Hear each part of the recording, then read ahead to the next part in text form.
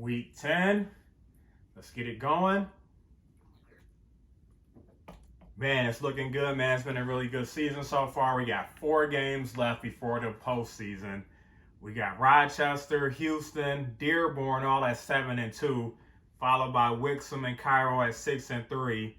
Then you got Riverdale in the last playoff spot with A2 and Inkster right there tied with them. It's going to be interesting these last few weeks. So our first game is Cairo versus Rochester. What do you got?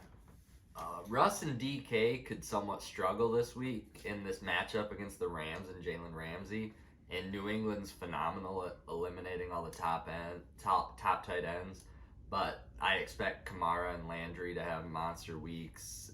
And for Cairo, I like Claypool a lot against Cincinnati. I like all the Steelers receivers this week. And Miles Sanders is finally back in a great spot against the Giants. But Rochester may be too much this week. I have Rochester.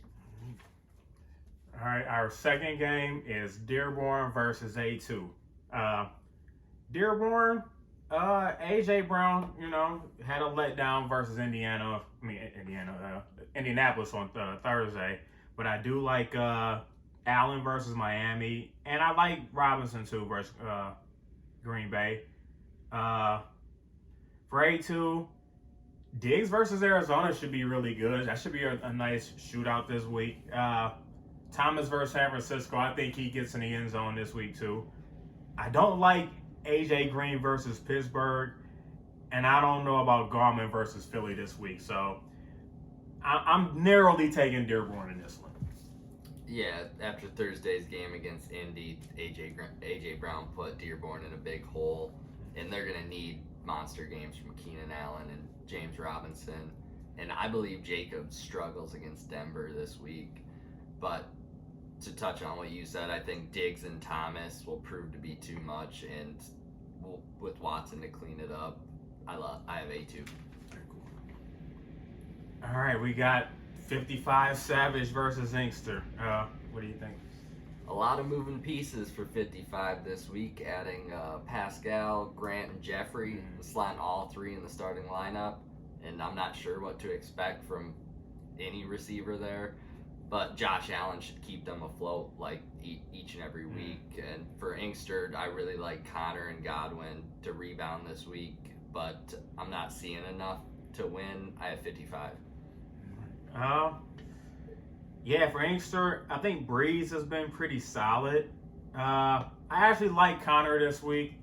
And Samuels, he's actually had a nice, the last 3 games. He's actually had some really good games. And I do like Chase Edmonds. For 55, like you said, Allen, that was his best pick of the draft, actually. Allen's been keeping him afloat. I like him versus Arizona.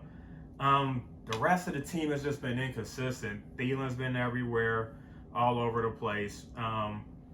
They get monster games, and then the next week they have a dud game.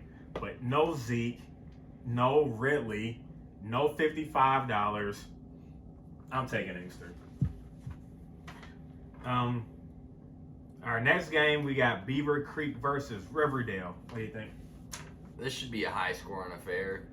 And I think the biggest question is, can Chicago slow down Dalvin Cook this week? I like every other matchup they have to offer, and I don't believe Chicago has any chance of keeping him under 20 points. And it's the usual for Riverdale. Adams, Hopkins, and Fuller will all ball out and have big games. I'm back and forth on this one, but I think Beaver Creek edges it out. This should be a good game. Actually, I agree with that.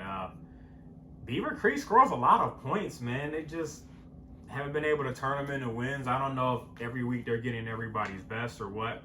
Man, Cook's been like everything right now. That's been. I'm surprised he hasn't gotten more wins because of them. For the Roots, I like the Herbert, Adams, Hopkins kind of trifecta he's got going there. We'll see about Duke Johnson this week. I think he's going to get the start. It's going to be a really good game. I don't know. My gut's telling me Beaver Creek's going to win this one. All right, our next game is Shelby versus Hill. I got Shelby. Why are we even Game of the week. Will Hell have a lineup set by 1 p.m. Eastern time? Well, Shelby moves that's up what I'm the saying. ranks. It seems like Hill just hasn't even tried this season. So Shelby. All right, our next game, Vegas versus Ridgemont. For the Showers, I like Johnson versus Cincinnati, and Shark seems to be the top target for Jake Luton. So I kind of like that. For Ridgemont, we got Tua starting this week. He's getting the start. No Mahomes, no Kelsey. Tyler Lockett's been inconsistent. I guess maybe I don't know if it's inconsistent or just being completely overshadowed by Metcalf. I don't know. McKinnon, Ebron have been pretty decent. I'm gonna take Ridgemont in this one. For Vegas, I like Teddy Buckets a lot against Tampa, and I do like Deontay Johnson a lot.